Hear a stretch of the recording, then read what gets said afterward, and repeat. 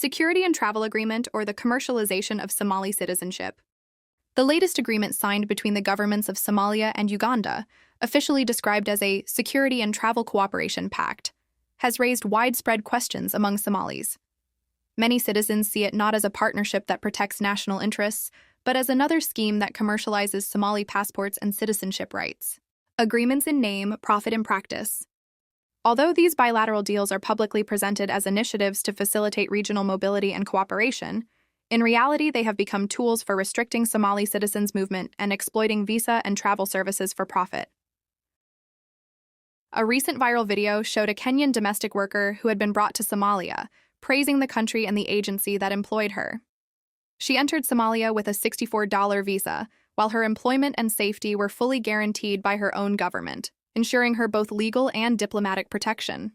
Somali travelers, paying more, getting less.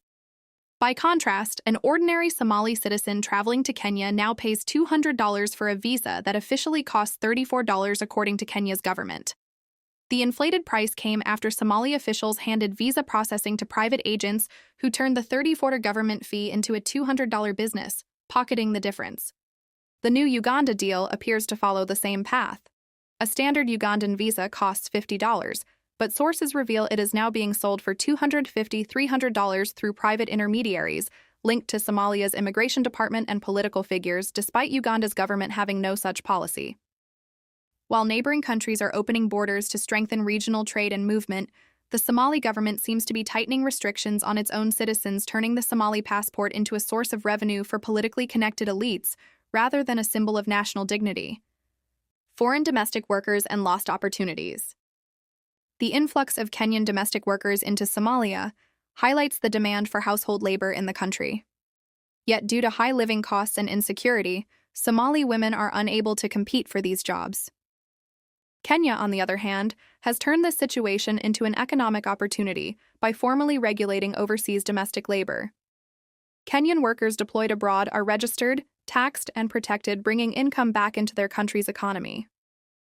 Two governments, two opposite approaches.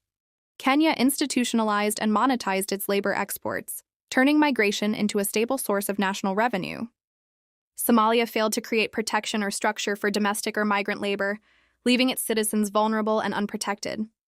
What's next? Egypt is expected to become the next country affected by this new system, as growing numbers of Somalis travel there for education and employment. Observers fear similar unofficial visa markups will emerge.